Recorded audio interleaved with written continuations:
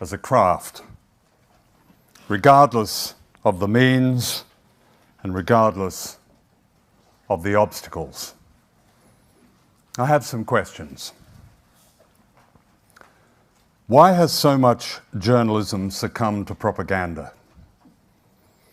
Why are censorship and distortion within the media almost standard practice?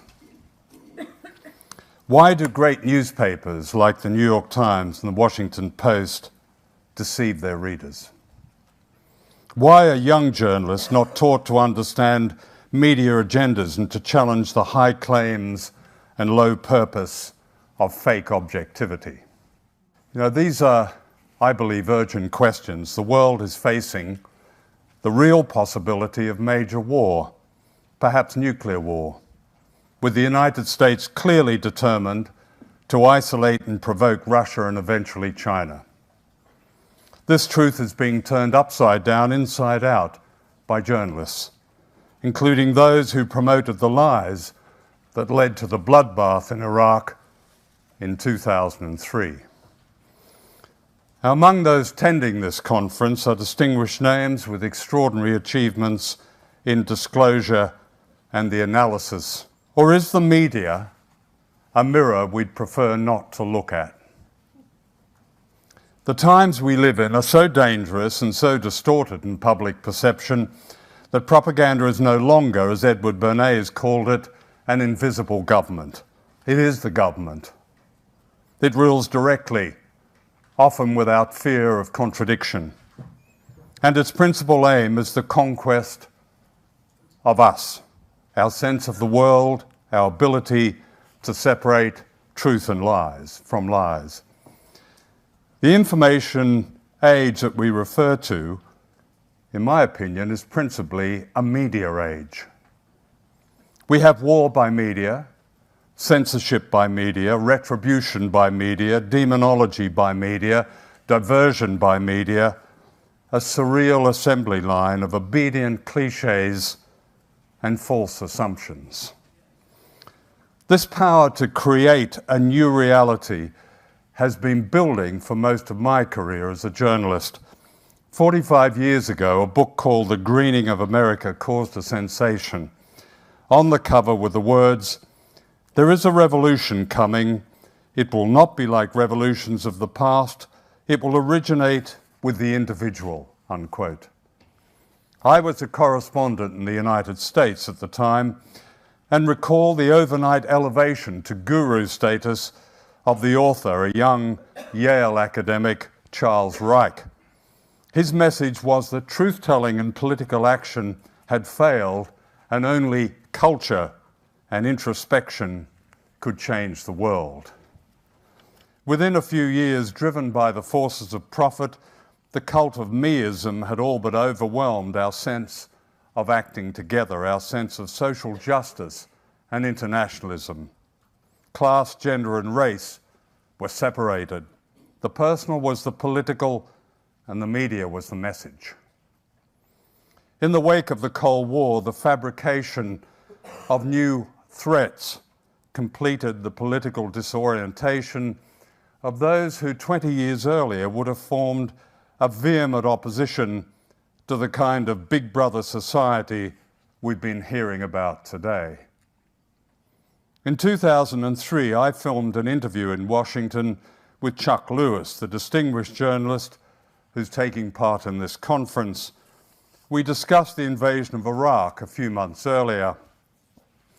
I asked him, what if the freest media in the world had seriously challenged George Bush and Donald Rumsfeld and investigated their claims instead of channeling what turned out to be crude propaganda? He replied that if we journalists had done our job, and I quote, "there's a very, very good chance we would have not gone to war in Iraq," unquote. That's a shocking statement, and one that's supported by other famous journalists. Pretty well the same answer. Senior journalists and producers in the BBC who wish to remain anonymous gave me the same answer. In other words, had journalists done their job, had they questioned and investigated the propaganda instead of amplifying it, hundreds of thousands of men, women, and children might be alive today, and millions might not have fled their homes. The sectarian war between Sunni and Shia might not have ignited, and the infamous Islamic State might not now exist. Even now, despite the millions who took to the streets in protest, most of the public in Western countries have little idea of the sheer scale of the crime committed by our governments in Iraq. Even fewer are aware that in the 12 years before the invasion, the US and British governments set in motion what amounted to a Holocaust. We denied the civilian population of Iraq a means to live. That last sentence are the words of a senior British official responsible for sanctions on Iraq in the 1990s, a medieval siege that caused the death of 500,000 children under the age of 5, reported UNICEF. The official's name is Khan Ross. In the Foreign Office in London, he was known as Mr. Iraq. Today, he's a truth-teller of how governments deceive and how journalists willingly spread the deception.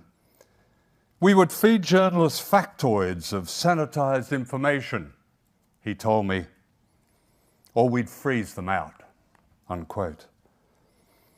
The main whistleblower during this terrible silent period was Dennis Halliday, this then Assistant Secretary General of the United Nations and the senior UN official in Iraq. Halliday resigned rather than implement policies he described as genocidal.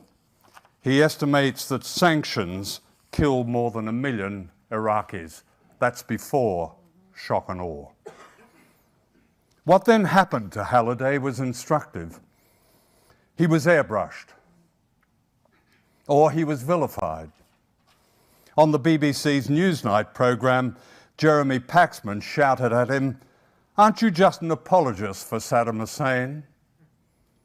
The Guardian recently described this as one of Paxman's memorable moments. Last week, Paxman signed a £1 million book deal. The handmaidens of suppression, of fake objectivity, have done their job well. Consider the effects. In 2013, a Comres poll found that a majority of the British public believed that the casualty toll in Iraq was less than 10,000, a tiny fraction of the truth. A trail of blood that goes from Iraq to London has almost been scrubbed clean. 7 of them with a combined circulation of 40 million and his Fox TV network. But the influence of Murdoch's empire is no greater than its reflection of the wider media.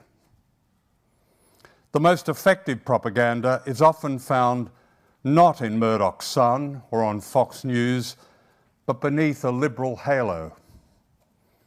When the New York Times published claims that Saddam Hussein had weapons of mass destruction, its fake evidence was believed because it wasn't Fox News, it was the New York Times. The same is true of the Washington Post and the Guardian, both of which have played a critical role in conditioning their readers to accept a new and dangerous Cold War. All 3 liberal newspapers have misrepresented the events in Ukraine as a malign act by Russia, when in fact the fascist-led coup in Ukraine was the work of the United States aided by Germany and NATO. This inversion of reality is so pervasive that Washington's military encirclement and intimidation of Russia is not contentious. It's not even news. It's suppressed behind a smear and scare campaign of the kind I grew up with during the first Cold War.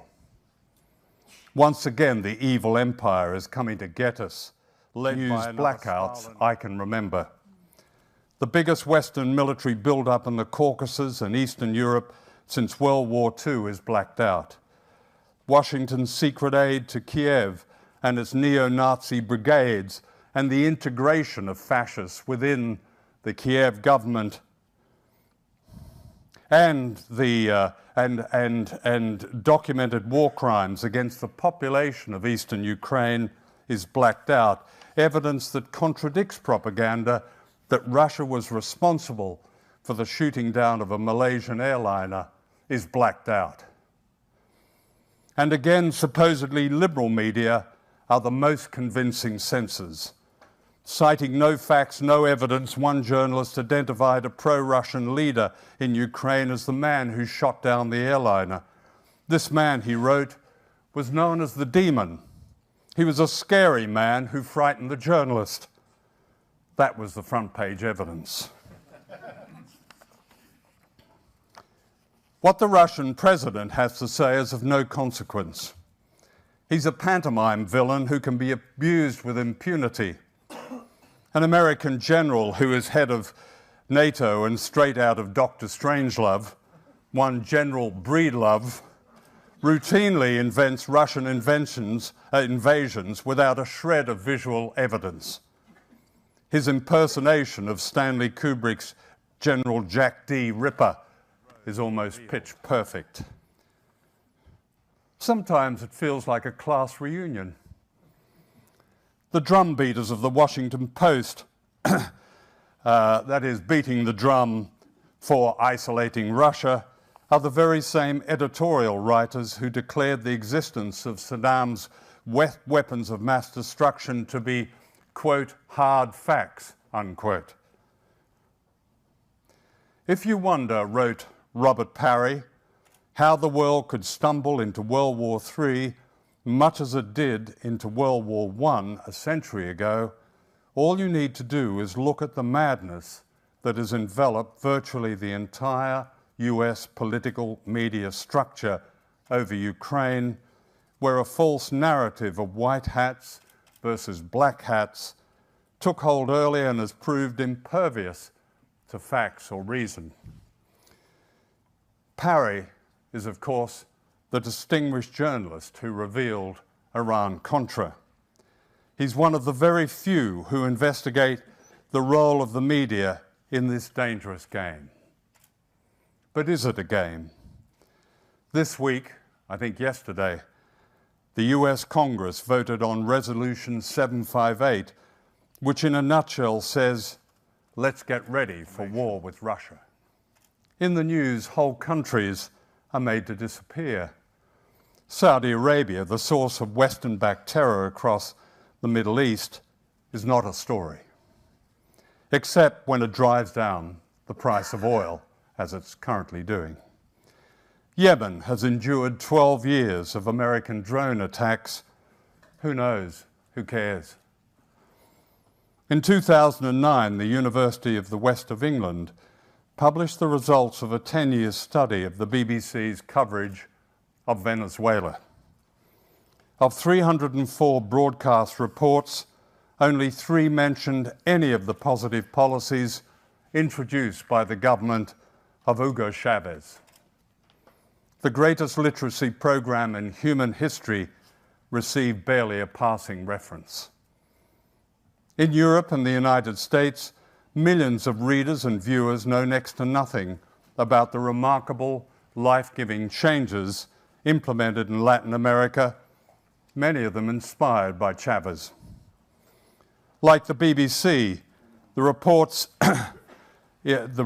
of Chavez's Venezuela in the New York Times, the Washington Post, and the Guardian, and the rest of the Western media were routine in bad faith. Chavez was even mocked on his deathbed. How is this explained, I wonder, in schools of journalism? Why are millions of people in Britain persuaded that a collective punishment called austerity is necessary? Following the economic crash in 2008, a rotten system was exposed. For a split second, it seemed, the banks were lined up as crooks with obligations to the public they'd betrayed. But within a few months, apart from a few stones lobbed over at excessive bonuses, the message changed. The mugshots of guilty bankers vanished from the tabloids, and something called austerity became the burden of millions of ordinary people.